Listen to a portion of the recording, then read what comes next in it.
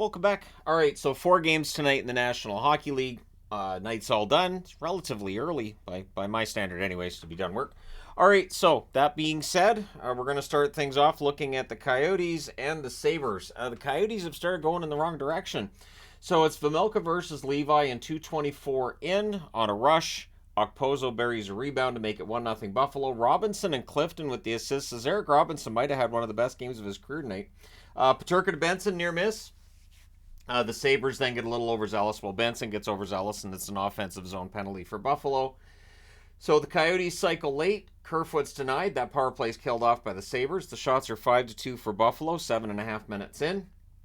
Dermott gets shaken up. He skates off. He stays in. But anytime Travis Dermott's down, you know that you have to keep an eye because he does get hurt a lot.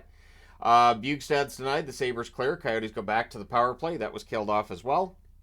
Dermott has a shot that's kicked aside. It's cleared out. Kerfoot's denied and close. Levi holds on there. There's a near miss for Valimaki as the Sabres press. The Sabres press again with 2 minutes left, and after the first period, they're up 1-0 at home. Second period, early press by the Coyotes. Cooley fires one high. It's really all Coyotes that first 3 minutes, and at 3:01 they tie it. It's Kesselring with his first NHL goal from Cooley and Kellerman. Anyways, so ties the game at 1. Coyotes then press for the lead. There was a high stick on Benson that was missed.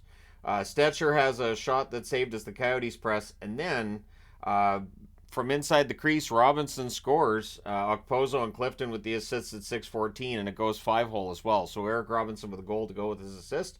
Coyotes press at 9.5 minutes. However, Buffalo would add to their lead. It was a quick release by Krebs in front of the net. Okposo and Robinson with the assists at 10:52. So Okposo and Robinson, all three of them with 3 points to this stage of the game. And Coyotes then press for a response. Murray's denied on a fast break. And then Peterka at 15:06 scores from Skinner and Dahlin. So now the Sabres are kind of running away with it. Coyotes look to answer. There's a press by the Coyotes with 2 minutes left, but after the second period, it's 4-1 Buffalo. Third period, Robinson's denied. Vejmelka holds as Robinson looks for more. Shots are 2-1 Coyotes, 4 minutes in. Sabres are limiting chances for Arizona. Coyotes get a power play. There's an early clear, and then it becomes 1 minute and 29 seconds of 4-on-4. Coyotes press during the 4-on-4, and as the penalty ends to the Buffalo player, they score. So it's technically a shorthanded goal. It's Carconi from Michelli and Mosier at 12:57. Beast mode Michelli on that play too. Really, really smart play with the puck. That makes it a 4-2 game. Coyotes then finish the kill. 3:54 left. The Sabres with the power play, which takes any starch out of the game for the Coyotes. That's killed off, but now we're down to less than 2 minutes left. So they pull the goalie with 1:30 left, and at 18:55, Dahlin hits the empty net. Final score is 5-2. Buffalo goes to 12-14-3 with the win.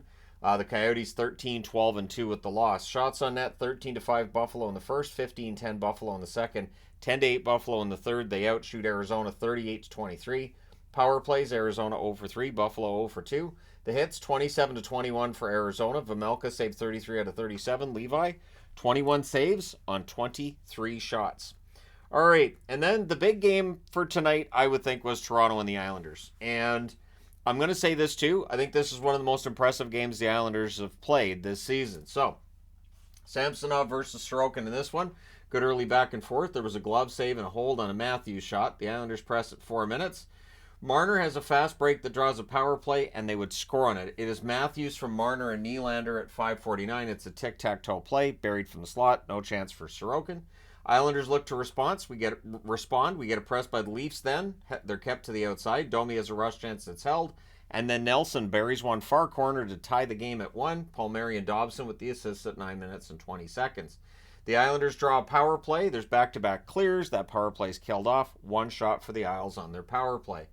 The Islanders do press after it ends. Holmstrom gets denied. The Leafs rush the other way. The Islanders press with 5 minutes left. Horvat has a net drive chance that's saved. And then Cizikas buries one in close. He roofs it. Nice job on that one to give the Islanders their first lead of the game. Clutterbuck and Fasching with the assists at 18:33. Then there was a post for Matthews as they looked to respond, which I guess was like the 20th or something like that for him this year. He's had a lot of posts. Anyways, it's 2-1 Islanders after 1. Second period, from the high slot through a screen, Palmieri scores. Nelson and Dobson with the assists at 1:10. Suddenly it's 3-1 for the Islanders. Leafs look to answer. There's a press by Toronto, 4.5 minutes in. Lee has a chance to save. The rebound's cleared. The shots are 6-5 Toronto, 7 minutes in. Tavares has a wraparound that's defended, and then he tips one in. Tavares from Timmins and McCabe at 7:43. That's .999 in the career of John Tavares. The Leafs press with 7.5 minutes left, and I got nervous at this point that I was going to run out of room on the board, so I was wise here. There wasn't a lot of really noteworthy things that happened the rest of the period. I wanted to save the space for the third, and here we are.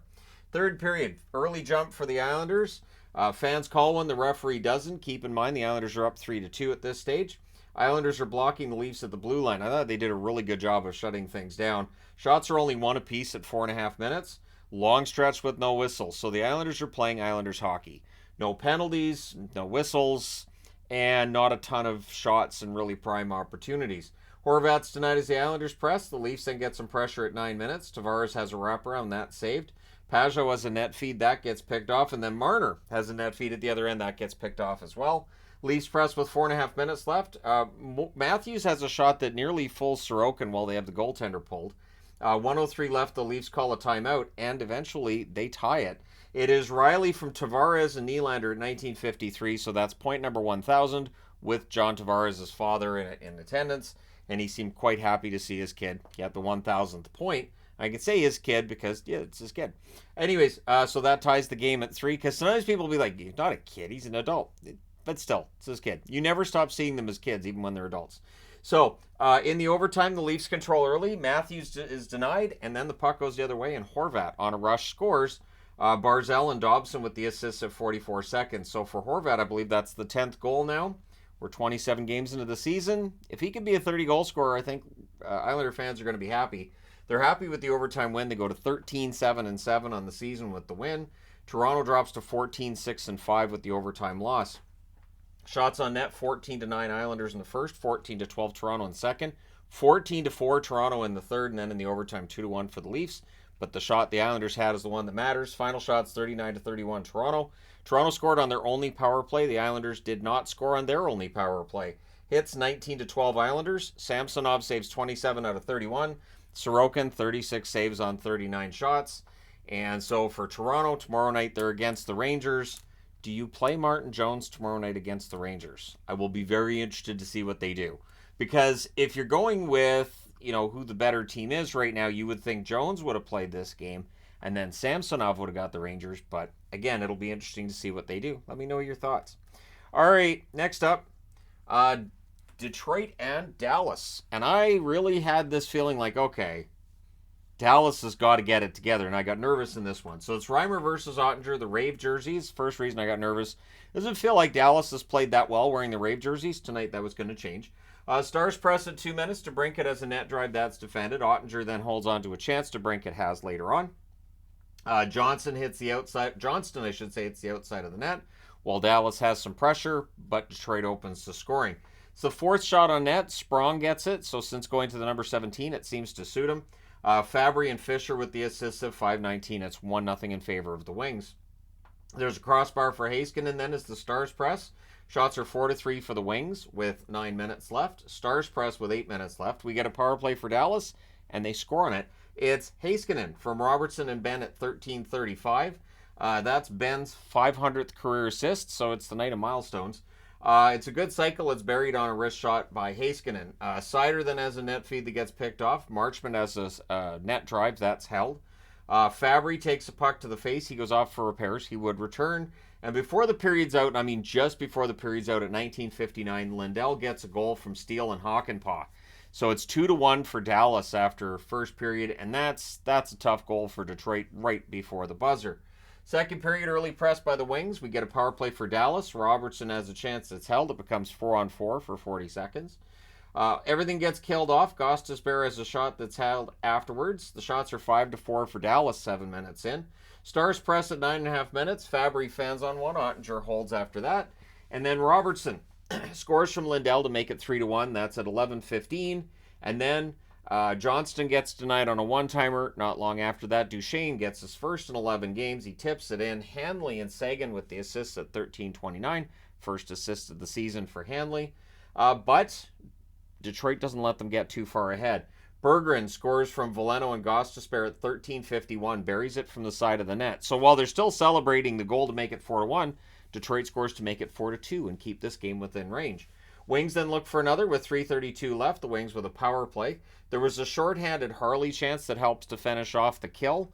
So Dallas kills that off. They're up 4-2 after 2. Third period. Good forechecking by Detroit. Gostisbehere is denied. Ottinger holds on there. Power play for the Stars. There were too many Red Wings on the ice. Back-to-back clears. Sagan's denied. Another clear. That's killed off. Craig Smith then has a chance after. That's held. Shots are 5-2 for Dallas. 6.5 minutes in. Fox is denied and close. The Wings clear. Stars have a 2-on-1 that misfires, so the Wings rush the other way. Wings press with 8 minutes left. We get a power play drawn by the Wings, and they would score on it. It is Veleno from DeBrincat and Gostisbehere at 13:21. So Gostisbehere with a couple of helpers tonight. And it only took 15 seconds. So it's like, okay, now it's 4-3. However, Detroit would take a penalty after that. And on the power play, Dallas scores. It's Pavelski, and it took less than 15 seconds. This one did. Hintz and Heiskanen with the assists at 13:51. It was just perfect. It was a perfect power play.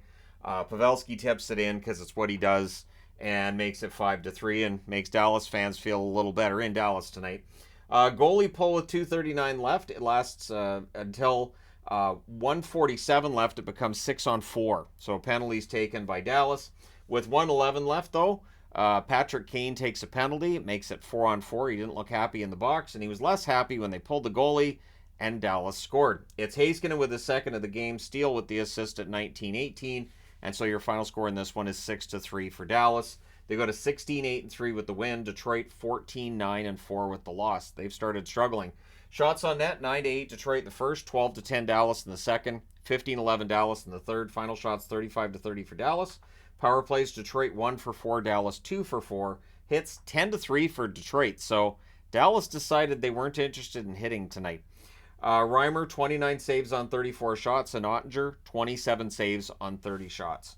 So, yeah, Dallas comes out of that one with the win, which means all the home teams won until you get to this game here. And it felt like Calgary was going to win this. And I was like, all right, so Calgary, big game tonight. You guys get the win. And nope, I counted those chickens a little bit early. I was getting the preview board ready for tomorrow, and I was already crediting them with a win. And then things changed. So, is Vladar versus Georgiev in this one. Early power play for the Avs. There's a near miss for Rantanen. That's cleared out. Power play's killed off. 2 shots on that power play. Weegar fires one wide as the Flames press. Coleman has a turnover chance. That's held. McKinnon has a rush chance. That's caught and held as well. The shots are 6-3 for Colorado, 7 minutes in. Rantanen fires a one-timer wide. Greer fans on one on a 3-on-2 rush, but then on a turnover, Calgary gets the lead. It's Kadri from Coleman. That's at 13:46. The Avs look to answer. We get a power play for Colorado. Early clear there. There's a shorthanded rush by Mangiapane. They kill that off. 4 shots for Colorado on that power play.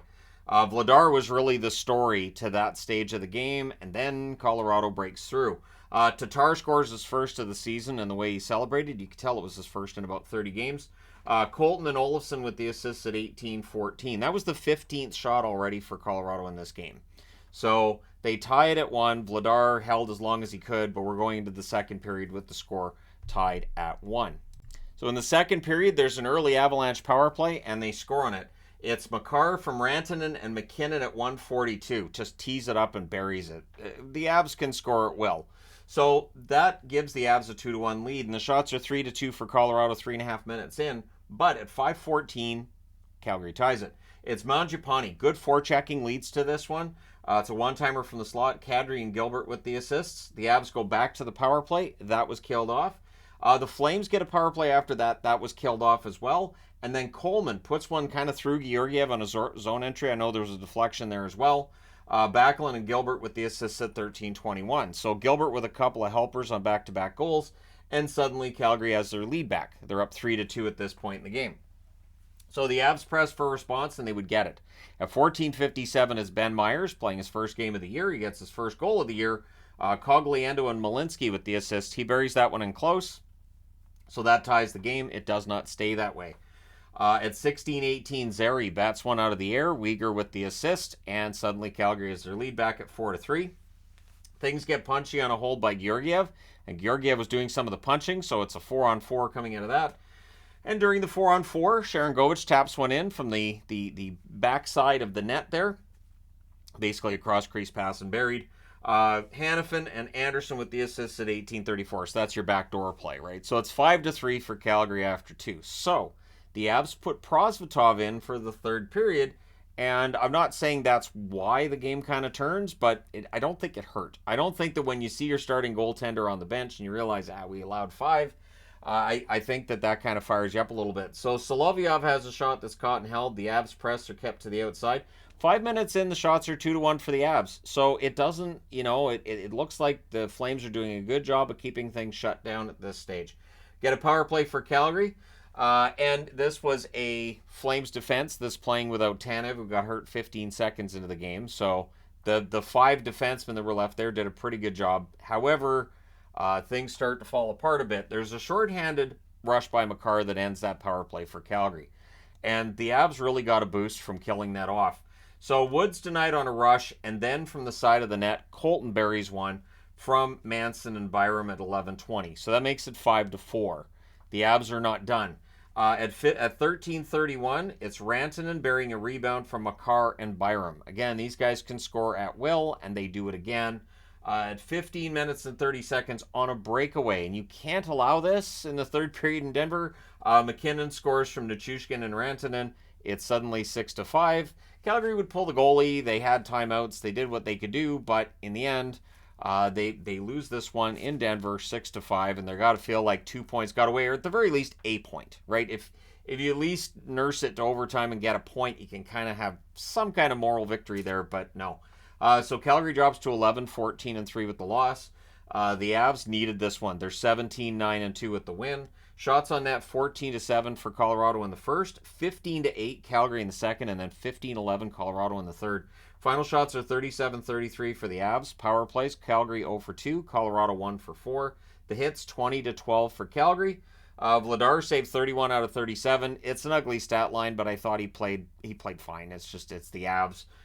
Georgiev 17 saves on 22 shots. His night came to an end. Prosvetov saved all 11 shots in relief. So good night for Prosvetov. Maybe give him more starts. Just throwing that out there. I think part of what we see with Georgiev, I think he's just overworked. But anyways, we'll see if Coach Bednar makes a change with that. Let me know your thoughts in the comment section below as always. Don't forget to hit like and subscribe if you've not done so already. Thank you guys so much for watching, for all your support. I will talk to you again soon.